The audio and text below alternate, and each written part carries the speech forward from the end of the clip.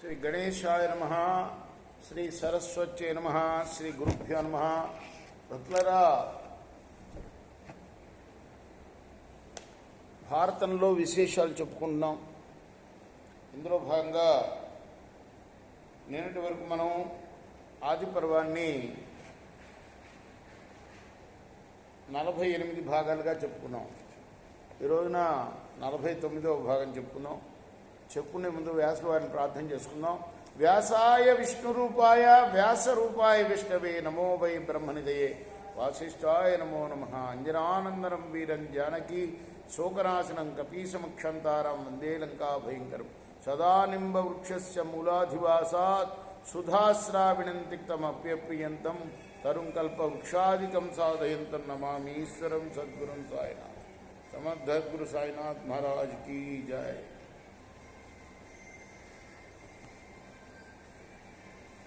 జనమేజయుడు అంటున్నాడు, ఓ బ్రాహ్మణోత్తమ వైశంపాయనుడితో అంటున్నాడు, నీ వల్ల దేవ దానవ రాక్షస గంధర్వ అప్సరోగణాల యొక్క అంశావతారాలని బాగా విన్నాను నేను. ఇంకా ఇప్పుడు ఇక్కడ ఈ సర్పయాగానికి వేయించేసి ఉన్న బ్రహ్మ ఋషుల యొక్క సమక్షంలో కురువంశం గురించి మొట్టమొదటిగా వినాలనుకుంటున్నాను.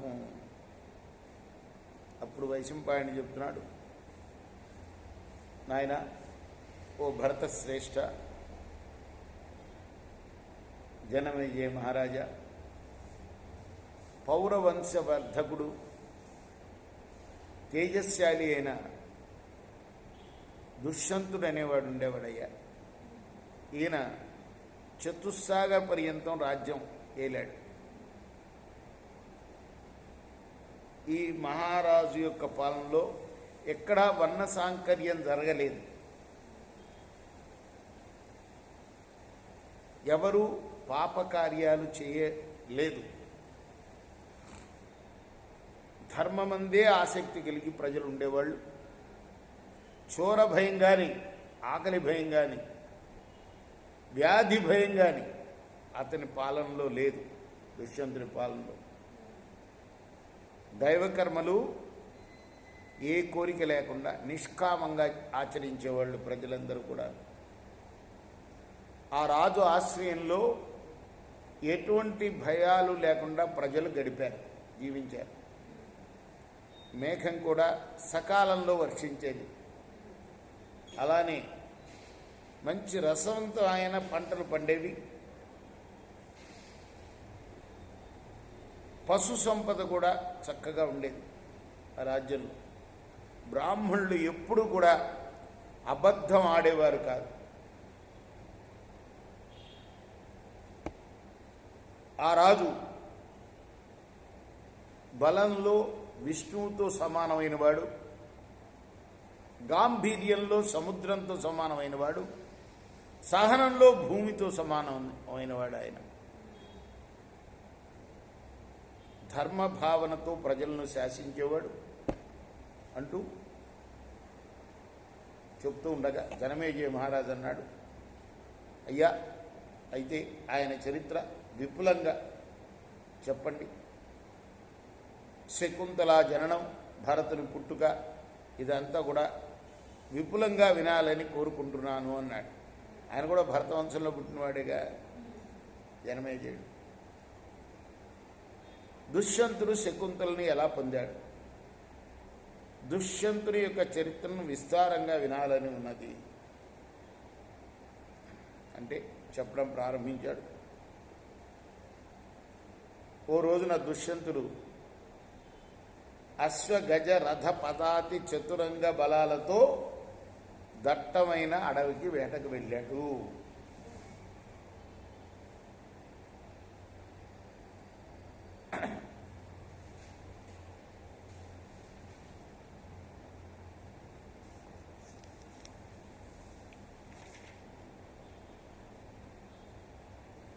దేవేంద్రుడితో సమానమైన దుష్యంతుడు మదగజాన్ని ఆరోధించి వెళుతూ ఉంటే, అధిరోహించి వెళుతూ ఉంటే, బ్రాహ్మణ క్షత్రియ వైశ్య శూద్రులందరూ కూడాను ఆయనకి ఆశీస్సులు ఇచ్చారు, జయ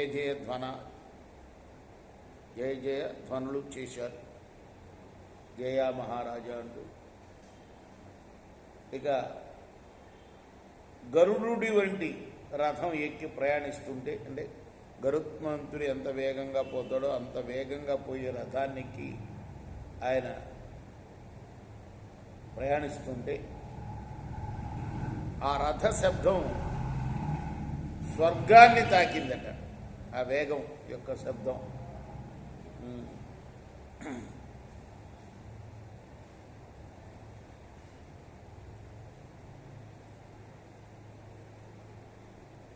ఆ మహానుభావుడు అలా బయటకు సాగాడు. వేలాది మృగాల్ని చంపాడు.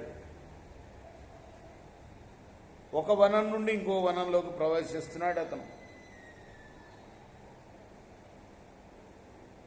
చివరికి అనేక వనాలు తిరిగిన తర్వాత బాగా ఆకలి దప్పిక కొన్నాడు ఆయన.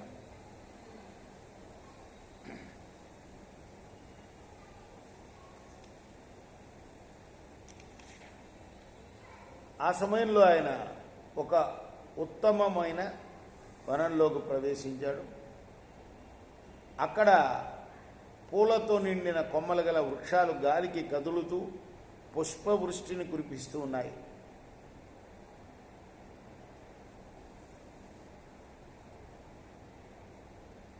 మనోహరమైన ఆ వనాన్ని రాజు చూశాడు.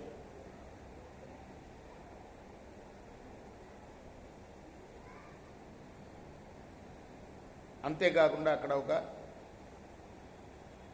అగ్నిహోత్రాలతో సాటి లేని శోభతో ఉన్న ఒక ఆశ్రమాన్ని చూశాడు. ఎత్తులతో, వాలకిల్లులతో, మునిగణాలతో, అగ్నిహోత్ర గృహాలతో, పలు రకాల పువ్వులు పరిచినట్లు వ్యాపించి ఉన్న ఆ ఆశ్రమాన్ని రాజు ఎంతో గౌరవంగా చూశాడు. ఆ పక్కన ప్రవహించే మాలిని నదిని చూశాడు.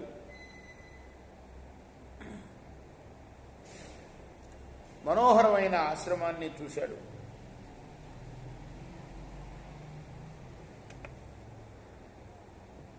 కాశ్యప గోత్రుడైన కణ్వ మహర్షి ఆశ్రమ అది.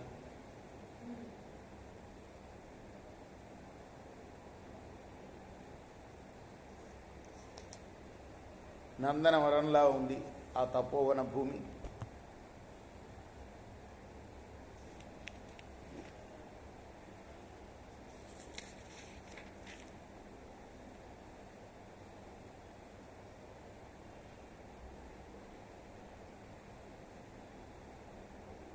ఆయా ప్రదేశాల్లో ఆయన సంచరిస్తూ కఠిన నియమాలను పాటించే జపహోమ తత్పరులైన విప్రులను కూడా చూచాడు.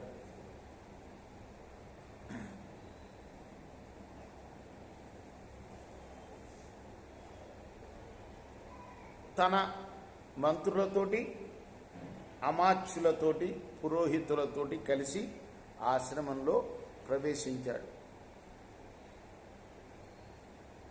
కొంత దూరం పోయిన తర్వాత అమాత్యుల్ని విడిచిపెట్టి తానొక్కడే ఆశ్రమంలోకి వెళ్ళాడు. అక్కడ కణ్వ మహర్షి ఆయనకి కనపడలే. ఇక్కడ ఎవరున్నారు అని బిగ్గరగా పిలిచాడు, అడిగాడు. ఒక కన్య ఆశ్రమంలోంచి బయటికి వచ్చింది. రేపు మనం ఇంకో భాగంలో ఈ కథ కొనసాగిద్దాం. భారతంలో ఈ విశేషాలనే ఈ కార్యక్రమాన్ని. కృష్ణార్పణమస్తు.